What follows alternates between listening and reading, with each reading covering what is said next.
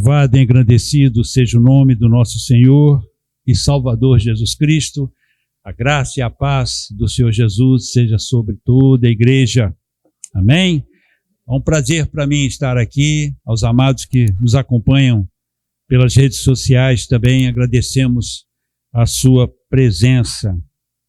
Amados, vamos ler as nossas Bíblias. Eu convido vocês a abrirem suas Bíblias em Marcos, Evangelho segundo escreveu Marcos, no capítulo 15. Marcos, capítulo 15, e vamos ler a partir do verso 16. Evangelho segundo escreveu Marcos, capítulo 15, e vamos ler a partir do verso 16. Glória a Jesus. Deus é bom demais, gente. Deus é muito bom. Glória a Deus. Amém? Podemos ler? Então vamos lá. Diz assim as Sagradas Escrituras. Deixa eu levantar aqui para eu poder enxergar melhor. E os soldados o levaram para dentro do saguão, chamado pretório, e convocaram todo o destacamento, e vestiram-no com púrpura, e entrelaçaram uma coroa de espinhos, e puseram-lhe na sua cabeça. E começaram a saudá-lo: salve, rei dos judeus! E feriram-no na cabeça com uma cana, e cuspiram nele, e curvando os seus joelhos, o adoraram. E tendo zombado dele, tiraram-lhe a púrpura, e lhe puseram suas próprias vestes, e o levaram para fora, a fim de crucificá-lo. E obrigaram a um certo Simão Cirineu, pai de Alexandre e de Rufo, que por ali passava, vindo do campo, a carregar sua cruz. Agora vamos abrir nossas Bíblias na Epístola de Paulo aos Romanos, no capítulo 16 de Romanos, e vamos ler um verso só, o verso 13. Epístola de Paulo aos Romanos, capítulo 16, e apenas o verso 13. Diz assim as Sagradas Escrituras: saudai a Rufo, escolhido no Senhor, e a sua e minha mãe. Apenas até aí, vamos orar. Deus bendito e querido, Pai, aqui estamos com o único propósito de aprender a Tua palavra, com o único propósito de ouvir a Tua voz. Senhor, precisamos escutar, precisamos ouvir o que o Senhor tem para nós nesta manhã. Portanto, meu Deus, eu coloco-me à sua inteira disposição, à disposição do Teu Espírito Santo, como apenas um instrumento, que é o que eu sou, apenas um instrumento para trazer o Teu recado, a Tua palavra para o Teu povo. Portanto, ó Deus, rogo que o Senhor tenha piedade de mim, da minha estrutura deficiente, e, por favor, coloque sobre mim a sua graça poderosa, para que eu possa honrar o que está escrito aqui, Senhor, na Tua santa palavra. É o que eu te peço no nome santo do Senhor Jesus. Amém. Podemos sentar, meus queridos. Um texto que me marcou bastante, que eu estou nesse texto aqui, meus irmãos, há semanas. Deus me mostrando algumas coisas, e o que eu vou trazer para vocês hoje, nesta manhã, é apenas resultado do que Deus falou comigo, e falou de uma forma poderosa. Nós temos aqui o Evangelho de Marcos, que foi escrito aproximadamente lá pelos idos dos anos de 50 ou até 55, entre 50 e 55 depois de Cristo, Marcos escreveu esse Evangelho. E este é um Evangelho muito curto, é o mais curto de todos os Evangelhos. E Marcos, quando escreveu, ele estava escrevendo para um endereço certo. Ele estava escrevendo para os romanos. Um povo muito prático, pragmático.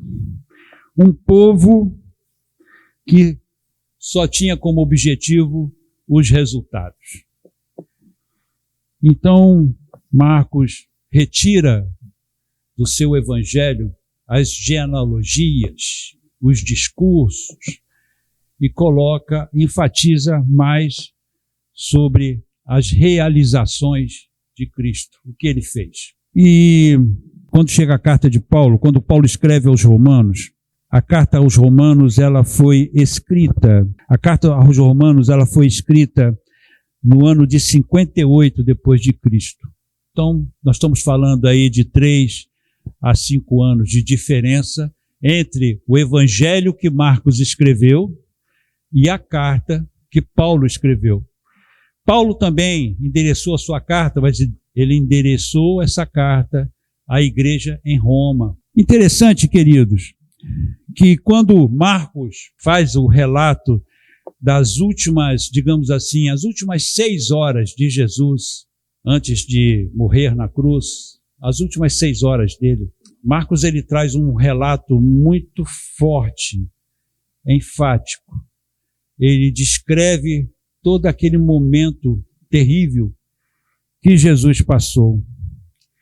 E a gente vê, meus irmãos, na descrição que ele coloca, uma descrição, uma das mais vívidas e mais fortes que a gente pode ler nas Escrituras. Eu não estou aqui dizendo que as outras não trazem isso, mas quando a gente lê essa parte das Escrituras, onde ele descreve com detalhes, né, e fala de Jesus ali no pretório sendo zombado pelos soldados romanos, né? Eles zombam de Jesus, eles batem em Jesus. A Bíblia diz que eles colocaram uma coroa de espinhos, mas na verdade eles enfincaram essa coroa de espinhos no crânio de Jesus.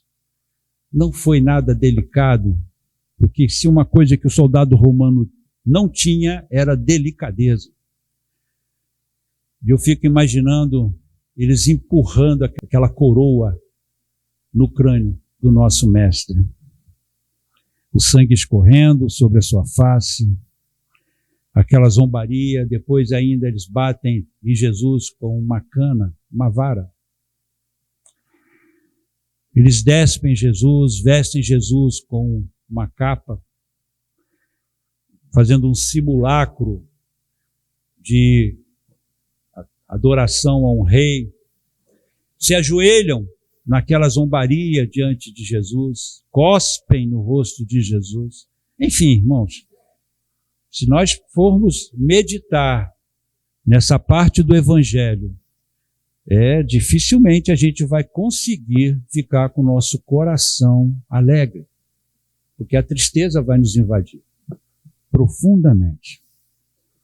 Jesus, o Criador de todas as coisas, enfrentando todas essas coisas por nossa causa. Marcos também, no seu relato, ele fala de um personagem chamado Simão Cirineu. Por que Cirineu? Porque Cirene era uma cidade que ficava ao norte da África e tinha uma comunidade judia nela muito importante, muito importante. E fala que esse homem estava vindo do campo. Se nós analisarmos bem, Jesus foi crucificado às 9 horas da manhã de uma sexta-feira. E esse homem estava vindo do campo provavelmente nesse horário. Então, pessoalmente, eu não acredito que ele estava vindo do trabalho, mas tudo é possível. Mas eu, pessoalmente, não enxergo assim. Jerusalém estava em festa, ainda era Páscoa. A Páscoa judia, ela durava cerca de 7, 8 dias. Então era uma festa longa. A cidade estava hiperlotada. Esse camarada podia ter vindo com a sua família de Cirene, encontrado uma pousada ali nos arredores de Jerusalém. Havia muitas aldeias ali próximas, algumas aldeias ali próximas. Ele pode ter encontrado uma pousada, uma casa, sei lá, numa dessas aldeias. E a palavra de Deus diz que ele estava vindo do campo. Estava vindo do campo. E aí, na cena, os soldados romanos o obrigam a carregar a cruz. Agora, por que isso? O que foi que aconteceu, meus irmãos? O que foi que aconteceu ali? Aconteceu o seguinte: Jesus está vindo, a sua prisão foi à noite, e da hora do momento que ele foi preso, até aquele momento do pretório, na frente daquela soldadesca, ele passou por sete encontros terríveis. Primeiro, ele cai nas mãos de Anás, sumo sacerdote. Isso está registrado em João, capítulo 18, verso 13. Depois ele cai na mão do outro sacerdote, Caifás. E isso está em Mateus, capítulo 26, verso 57.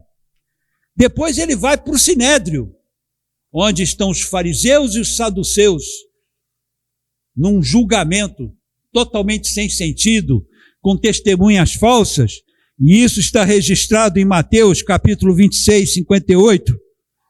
Depois ele vai para a mão de Pilatos. Num primeiro instante, isto está em Mateus 27, 2. Depois ele vai para a mão de Herodes, porque Herodes estava na festa, ele estava em Jerusalém. E ele vai para Herodes, que está em Lucas 23, 7. Depois ele volta para a mão de Pilatos de novo, onde Pilatos lava as mãos e declara a sua sentença. E por fim, ele vai lá para o pretório, para ficar diante daqueles soldados zombadores. Foi isso tudo que ele passou. Ele não bebeu água, ele não comeu e ele não dormiu. Passou pela pior pressão psicológica que um ser humano pode passar. Aí depois de tudo isso, como se não fosse pouca coisa, ele tinha que percorrer do pretório até o Gólgota, que é onde ele ia ser crucificado, cerca de 800 metros, carregando uma cruz que pesava 80 quilos. Só que essa cruz não tinha rodinha, ela era arrastada naquele solo todo irregular, e o arrasto daquela cruz feria os ombros dele, e ele mal podia suportar. Numa determinada altura desse caminho, Jesus cai sob o peso desta cruz. Ele não aguentava mais. E aí nós vemos esse personagem aparecendo, vindo do campo, né? Lá estava Simão Cirineu, vindo do campo. E aí acontece uma coisa estranhíssima, porque aquele Jesus que estava ali na cruz, mas era um Jesus, homem, como qualquer um de nós aqui. Um Jesus que tinha carne e sangue, como qualquer um de nós aqui. E ele cede a todas as pressões que vieram sobre ele, para mostrar: eu estou aqui como homem, estou sofrendo como homem, estou sangrando como homem, não estou aqui como Deus. E lá vem Simão Cirineu. E esse camarada, ele é incrível. Porque Simão Cirineu, segundo o texto, tá, ele vem lá do campo, conforme falamos aqui. Só que ele estava fazendo algo estranho. Ele estava fazendo algo estranho, muito estranho. Enquanto o cortejo, porque Jesus estava arrastando aquela cruz sob a chibata romana, sobre ele, atrás de Jesus tinha uma turba sedenta de sangue, gritando aos berros, e Jesus está indo em direção ao Monte da Caveira, o Gólgota. Mas Simão Cirineu, ele estava passando ao largo, vindo do campo. E ele não estava nem aí para o que estava acontecendo. Ele estava indo numa direção oposta à direção que Jesus estava indo. E quando Deus me mostra isso, eu falo, mas Cleiton, isso não está escrito no texto. Está escrito uma coisa no texto, que os soldados tiveram que obrigá-lo a levar aquela cruz. Os soldados tiveram que obrigar Simão, trazer ele na força, para ele levar aquela cruz sobre si. Esse camarada, ele estava olhando para aquilo que importava para ele naquele momento. Como um bom e fiel judeu, a festa era mais importante. E a festa continuava a rolar. Não havia outro interesse para uma pessoa que vem do campo, porque o texto diz, tá, que como Simão foi obrigado, ele não teve a intenção de participar daquilo. Ele não queria, não tinha nada a ver com aquele negócio. Aquele jovem de 33 anos que carregava aquela cruz, ele não queria saber daquele negócio. O negócio era Jerusalém, a cidade santa. Eu estou indo para a festa, que também é santa. Meus irmãos, quando eu li isso aqui, eu parei. Eu parei e comecei a pensar nisso. Eu falei, como alguém pode ser tão indiferente a uma cena como essa? Como alguém pode ser tão indiferente a um acontecimento desse? Como alguém pode simplesmente ignorar algo assim? Simão Cirineu ignorou. Ele foi obrigado. Se pensarmos bem, não era mais fácil para aqueles soldados que estavam ali pegar alguém da turba, já que eles iam obrigar de qualquer jeito? Estava ali, a turma estava ali, tudo aquela muvuca gritando palavras de ordem contra Jesus. Obrigar por obrigar, vamos obrigar esses caras aqui, mas por que pegar esse camarada que vinha do campo, perto das 9 da manhã, e simplesmente passando por ali, porque a Bíblia diz que ele passava pelo local. É o que está escrito no texto. Esse negócio explodiu dentro de mim. E aqui nós vamos fazer uma pausa, porque cabe uma reflexão para nós. Todos nós aqui, vocês que estão me vendo pela internet, não fazemos o mesmo? Não agimos da mesma maneira? Quantas vezes, meus irmãos, o que importa para nós, Jerusalém, lá está a festa, lá está a bênção, lá está acontecendo algo importante. E por que eu tenho que olhar para esta cruz? Por que eu tenho que participar dessa coisa tão horrível, tão terrível? Por que eu tenho que me juntar a isso? Jerusalém é mais importante. A cidade é santa. A cidade é santa. E o que eu estou fazendo é lícito. É santo também. Eu estou obedecendo algo que Deus colocou como regra, que todos eram obrigados a participar dessa festa. Por que eu tenho que participar de algo assim? Só que é o seguinte, queridos, a indiferença desse camarada era tamanha que não escapou do olhar mais acurado de um experiente soldado romano, treinado, olho de águia. Vocês pensem bem, ele ali vendo um ponto fora da curva, ele vendo alguém que destoava com o cenário, alguém isolado passando por ali, sem se importar com o que estava acontecendo. Agimos assim, irmãos? Será que fazemos as mesmas coisas? Será que nós estamos indiferentes ao projeto de Deus para a nossa vida? Será que realmente nos importamos com todo esse sofrimento que Jesus passou? Porque até aqui ele não foi crucificado ainda. Os cravos não entraram nas suas mãos e nem nos seus pés. Por enquanto ele está caído sob a cruz, com o rosto todo ensanguentado, exaurido, sem força alguma. E aí, queridos, a gente continua nessa caminhada, né? Vamos tentar olhar aqui para o contexto desse texto que nós lemos. E as perguntas começam a se multiplicar dentro de nós, na mesma forma, porque, como o Simão perguntou, por que eu? Por que eu? Por que eu tenho que participar disso? O que eu tenho a ver com isso? Eu não tenho nada a ver com o que está acontecendo. Veja bem, isso incomodou aquele soldado. E aquele soldado pegou Simão. E a nossa atitude? Será que ela incomoda a Deus?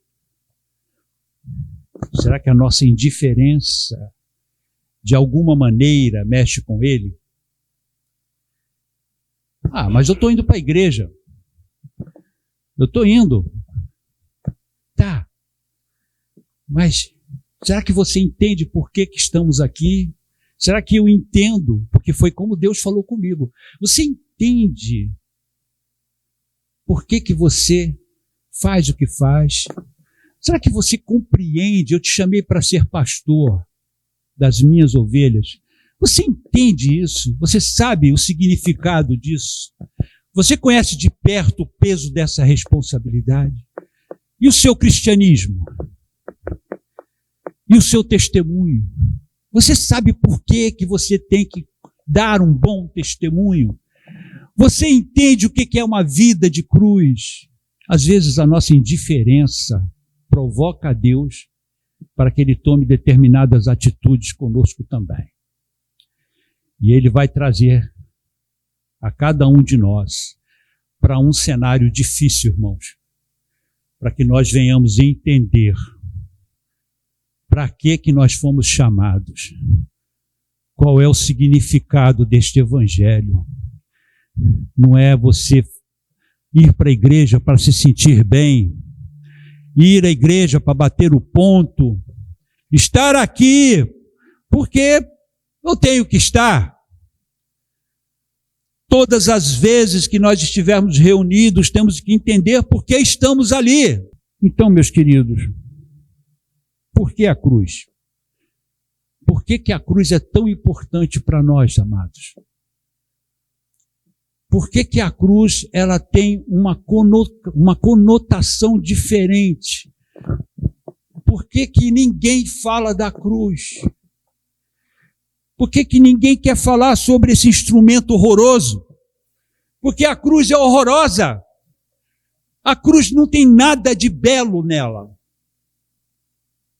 A cruz fez isso que fez com Jesus. Lacerou o ombro dele. Fez ele cair sob ela. Foi um instrumento usado para Jesus ficar encravado nela. O que tem de bonito nisso? E como é que Deus nos pede para entendermos essa cruz da forma correta? Qual é o peso disso dentro da nossa vida? Vou pedir para os amados abrirem as suas Bíblias em Filipenses capítulo 3. Filipenses capítulo 3, a partir do verso 7. E vamos pegar a visão de um camarada que compreendeu bem o sentido da cruz, o apóstolo Paulo. Filipenses 3, a partir do verso 7, Paulo diz assim, meus queridos: Mas as coisas que para mim eram considerados como ganho, repudiei-as como perda por Cristo. E na verdade tenho por perda todas as coisas, pela excelência do conhecimento de Cristo Jesus, meu Senhor, pelo qual sofri a perda de todas estas coisas, e as considero como esterco, para que possa ganhar a Cristo. E seja achado nele, não tendo a minha própria justiça, que vem da lei, mas a que vem pela fé de Cristo, a justiça que vem de Deus pela fé. Aí Paulo diz assim no verso 10, para conhecê-lo, e o poder da sua ressurreição, e a participação em seus sofrimentos, sendo feito conforme a sua morte, para ver se de alguma maneira eu possa chegar à ressurreição dos mortos. Paulo entendeu que não tinha como ele separar a cruz do próprio Cristo. Não tem como nós pregarmos Jesus sem pregar ele crucificado, sem pregar e falar sobre o instrumento que o prendeu, que o fez sangrar. Não tinha, Paulo dizendo, nesse texto ele diz, não tinha como eu conhecê-lo sem a cruz. Não tinha como eu experimentar o seu poder sem a cruz. Não tinha como eu me conformar com ele sem a cruz, sem participar dos seus sofrimentos. Não tinha como eu ressurgir no último dia sem a cruz. Percebem? Percebem como essa cruz ela é fundamental para nós? Que toda a cena que descrevemos de Jesus, porque acho estranho, falamos de Jesus morreu e Jesus sofreu, mas e os elementos deste sofrimento, queridos? Quantas vezes falamos e meditamos sobre ele? Você pega uma descrição dessa de Marcos e você fica chocado com aquele horror todo. Você fica chocado com aquilo que você está vendo. E aí, o nosso amigo Cirineu, o Simão Cirineu, evidentemente ele não tinha toda essa revelação que nós temos hoje, essa revelação teológica, e não houve um menor diálogo entre Jesus e ele, porque a chibata estava comendo no corpo de Jesus. Mas quando ele foi obrigado por aquele soldado romano a tomar aquela cruz ele se abaixa, porque Jesus estava cedido sob o peso dela. Ele abaixa, e naquele momento dele tomar a cruz, ele pôde olhar o rosto de Jesus. Ele pôde contemplar a face de Jesus. E aí vamos ver o que ele viu? Vamos ver o que esse camarada viu.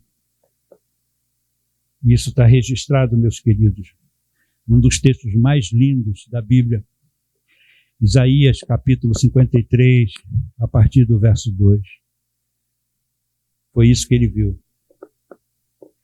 O texto sagrado diz assim, Isaías, capítulo 53, a partir do verso 2, fala assim, porque ele crescerá diante dele como uma terra planta, e como uma raiz de terra seca. Não tem forma, nem formosura. E quando nós viemos a vê-lo, não havia beleza para que nós devamos desejá-lo.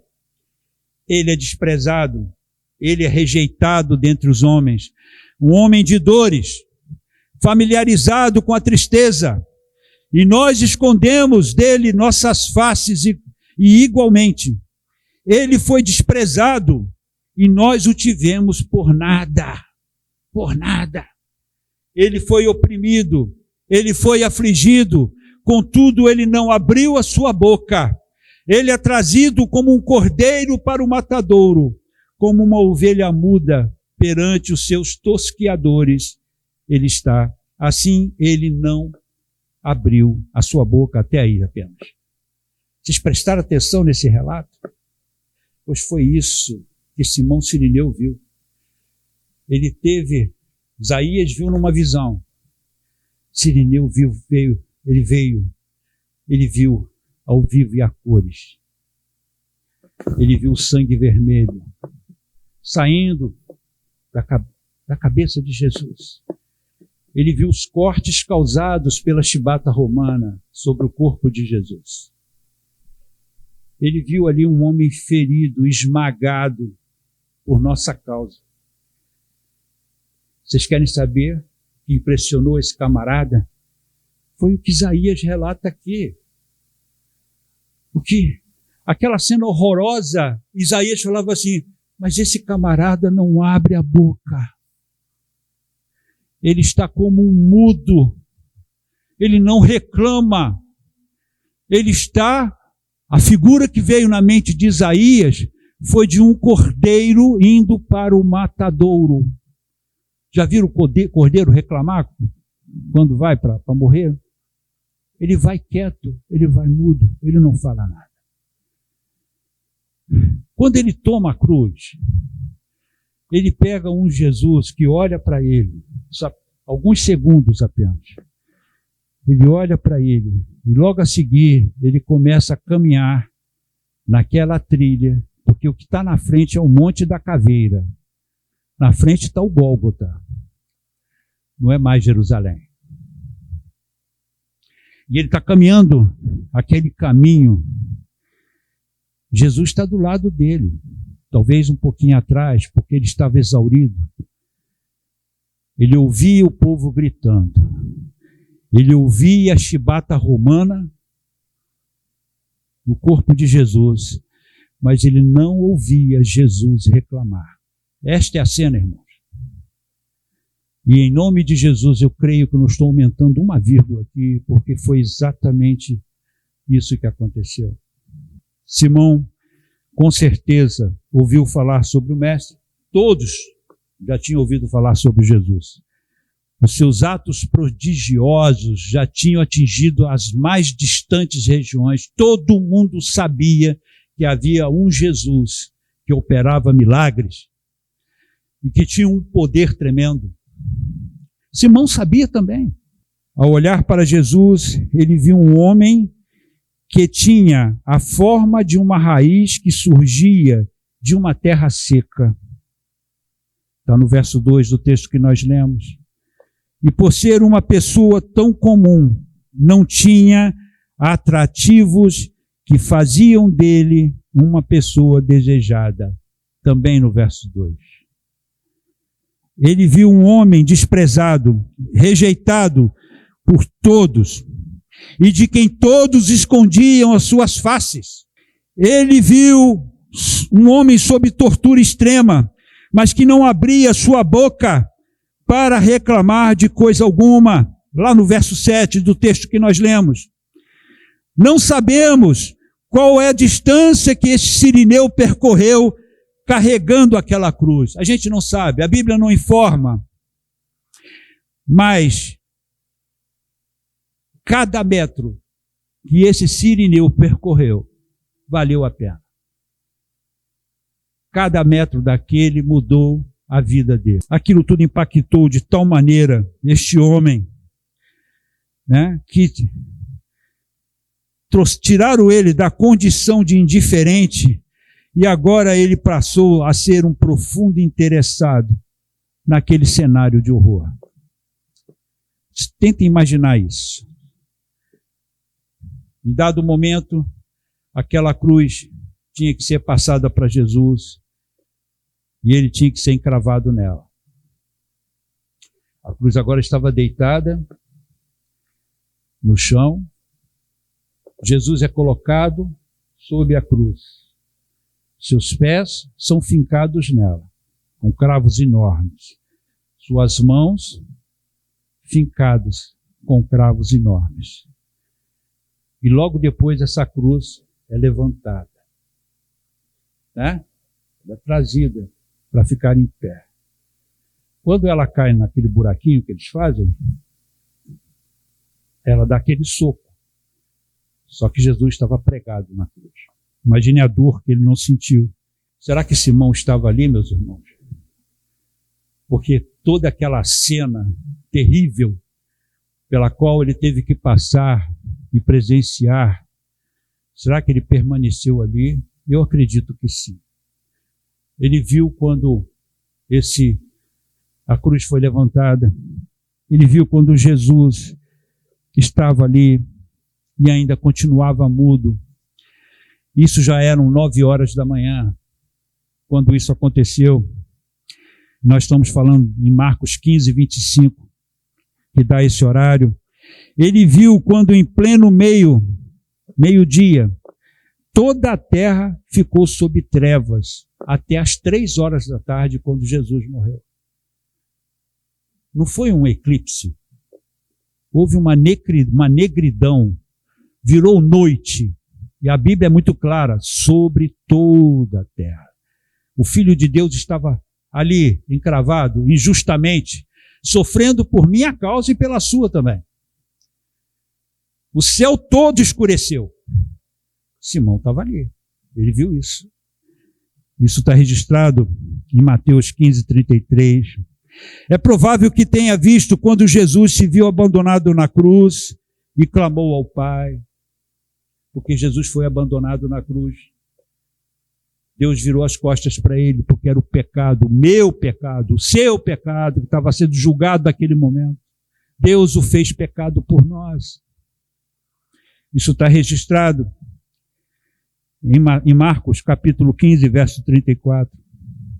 É provável que ele tenha visto Jesus render o seu espírito às 3 da tarde. Pai, a ti entrego o meu espírito. É possível, meu irmão, minha irmã, que ele tenha estado perto daquele centurião romano que estava ali próximo a Jesus e disse: verdadeiramente, este é o Filho de Deus, que está em Marcos 15:39. Gente, é impossível você ser a mesma pessoa depois de cenas como essa. É impossível você continuar indiferente diante de cenas como essa. O que aconteceu depois? Este homem ficou impactado de tal maneira e ele impactou a sua família. Toda a sua família foi transformada por aquilo que aquele homem relatou. Imagino ele contando para os seus filhos, Alexandre e Rufo, que ainda eram crianças. Imagino ele contando para sua esposa tudo aquilo que ele tinha visto e presenciado. Imagino como ele estava tomado por aquela visão, ao mesmo tempo aterradora, mas que libertou ele da indiferença. E aí, queridos, a gente vem para cá e a gente vê algumas coisas muito interessantes, porque depois que ele impacta a sua família, ele estava, provavelmente, entre aquelas 500 testemunhas que viram Jesus. Ele estava, provavelmente, entre os 120 do cenáculo, aguardando a vinda do Espírito Santo, porque lá em Atos 2:10, fala de alguns sirineus que falavam a sua própria língua e evangelizavam aqueles que estavam em Jerusalém. Isso está em Atos 2:10. Quando veio a terrível perseguição entre os cristãos em Jerusalém, logo após a morte de Estevão, Herodes levanta uma perseguição sem limites. Logo depois que Estevão morre, ele mata Tiago. E aí o que acontece? A palavra de Deus disse que a igreja foi dispersa para fugir da perseguição que estava acontecendo. E olha só que coisa interessante, lá em Atos, capítulo 11, dos versos 19 a 20, nós vemos alguns sirineus pregando para os gregos. Será que ele estava ali com a sua família? Porque foi disperso todos os irmãos que congregavam ali em Jerusalém. A Bíblia ainda fala muito claro, somente os apóstolos ficaram. A igreja foi toda dispersa. E aqui nós vemos esse sirineu, talvez participando deste evangelismo para os gregos. Atos 11, de 19 a 20. Amados, eu não posso afirmar se foi exatamente assim. Mas pelo que a gente vê nos textos, tanto de Marcos como de Romanos, alguma coisa aconteceu com este sirineu e com esta família. Nós vemos que Esta família, primeiramente, foi impactada 25 anos atrás pelo seu pai, por aquele que liderava a sua família. E aquela experiência mudou não somente esse Cirineu, mas também mudou toda essa família. E essa família tornou-se uma importante coluna na igreja em Roma e fundamental no ministério do apóstolo Paulo. Por que nós podemos afirmar isso? No final do Evangelho de Marcos, no final do texto que nós lemos, no final do texto que nós lemos, nós vemos Marcos contando a cena de Simão levando a cruz, sendo obrigado a levar a cruz. Mas ele menciona uma coisinha interessante ali. Esse Simão aí, esse Cirineu, é o pai de Alexandre e de Rufo. Geralmente, quando se fazia esse tipo de menção, é porque aquelas pessoas mencionadas como referência, elas eram importantes no meio onde elas estavam. Alexandre e Rufo tinham um papel muito importante dentro da igreja.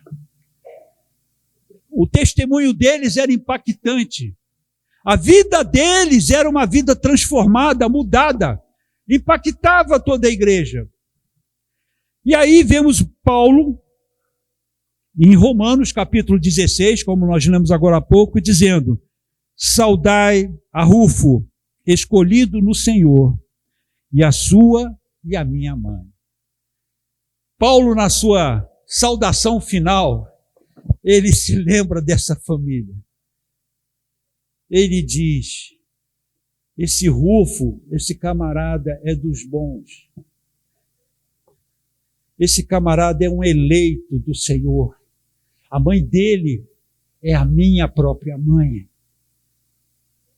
Tenta imaginar o poder que esta família transmitia no seu próprio testemunho para a igreja local.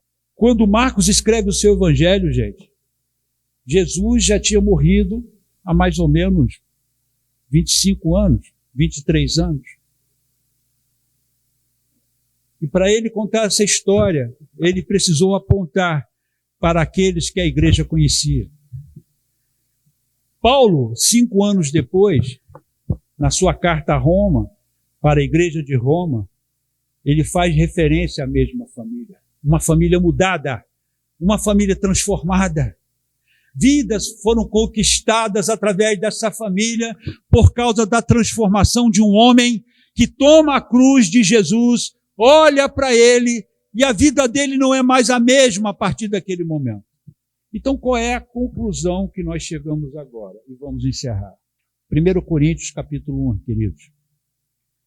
Vamos ler lá, a partir do verso 18. 1 Coríntios, capítulo 1, a partir do verso 18. A palavra de Deus diz assim: porque a pregação da cruz, o apóstolo Paulo falando, prestem atenção no que este homem de Deus falou. Porque a pregação da cruz é loucura para os que perecem, mas para nós que somos salvos é o poder de Deus. Porque está escrito: eu destruirei a sabedoria dos sábios e reduzirei a nada o entendimento dos prudentes. Onde está, ó sábio?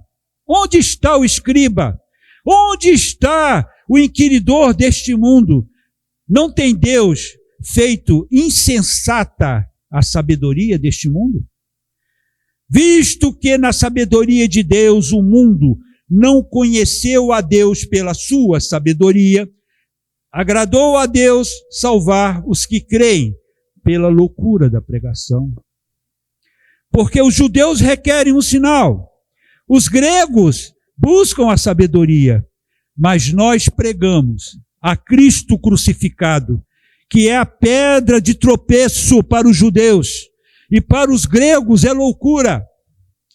Mas para os que são chamados, tanto judeus como gregos, Cristo é o poder de Deus e a sabedoria de Deus. Porque a loucura de Deus é mais sábia do que os homens, e a fraqueza de Deus é mais forte do que os homens. A cruz de Cristo, queridos, só até aí. A cruz de Cristo, queridos, ela veio para contrariar expectativas. Ela veio para contrariar os nossos desejos. Ela veio para contrariar a nossa natureza, o nosso foco, os nossos planos. A cruz de Cristo veio para nos fazer olhar para uma outra direção. A cruz de Cristo veio dizer para nós, não é a tua vontade, não é o que você quer, é o que eu quero. Os judeus esperavam sinais que comprovassem que Jesus era o libertador político prometido. No entanto, ele morre na cruz. Que libertador é esse? E fica todo ensanguentado no meio de um caminho. Que libertador é esse que cai sob o peso de uma cruz? Os gregos, conhecidos por sua filosofia e busca por conhecimento racional, porque eles eram extremamente racionais, procuravam uma explicação lógica e intelectual para a mensagem cristã, para esta mensagem de cruz, porque eles não entendiam isso. Gente, que loucura é essa? Eu sou um cara inteligente, eu sou um cientista, não posso nunca, jamais aceitar um relato desse. As nossas expectativas esmagadas pela cruz, irmãos, pela cruz. Pedro, em sua carta, ele fala uma das coisas mais importantes que nós... Gente, a Bíblia é tremenda, não tem como separar, dizer, esse aqui é melhor do que aquele ali. Mas que texto, irmãos, que texto poderoso. 1 Pedro, capítulo 1, a partir do verso 18, nós vamos encerrar com ele. 1 Pedro 1, a partir do verso 18, diz assim, preste atenção no que Pedro fala, gente. Sabendo que não foi com coisas perecíveis, como prata ou ouro, que fostes resgatados da vossa maneira fútil de viver, recebida pela tradição dos vossos pais, mas fostes resgatados pelo precioso sangue, como de um cordeiro, sem defeito e sem mancha, o sangue de Cristo. Agora olhe esse verso 20, meu Deus do céu. Olha o que o verso 20 diz. Conhecido já antes da fundação do mundo, mas manifestado no fim dos tempos, em vosso favor. A cruz, ela vem antes da criação. O cordeiro vem antes da criação. A cruz não foi um contingenciamento, mas ela foi o maior de todos os propósitos. Foi planejada. Ela teve agenda. A cruz não foi algo que Deus desesperadamente criou para tapar um buraco que nós cavamos. A cruz estava planejada, só que ela foi planejada antes da fundação do mundo. E Pedro mostra para a gente claramente que primeiro Deus se debruça sobre o projeto da cruz, para depois se debruçar sobre o projeto da criação. E este é o grau de importância que a cruz tem, irmãos. Se você ler esse texto e não sentir dentro de você um impacto muito forte de que nós estamos desprezando algo que Deus deu prioridade total. Antes de Deus criar tudo que tem por aí, antes dele nos criar, antes dele fazer qualquer coisa, lá na eternidade, quando não havia nada ainda, Deus planejou a cruz. Foi a primeira coisa que ele pensou. Deixa eu entregar o cordeiro primeiro. Deixa eu providenciar o sacrifício primeiro. Porque eles vão pecar. E essa providência tem que estar tomada. E quando Deus chega lá em Gênesis 3 e declara, da semente da mulher sairá um que esmagará a cabeça da serpente, porque esse projeto já estava todo pronto. Os seus atores já estavam escolhidos. Já se sabia o que fazer. E agora, nós vamos para o último texto, que é quando Jesus nos pede algo. Mas não adianta fazermos o que ele está pedindo aqui, se não compreendermos o que ele está nos falando aqui agora, nesse momento.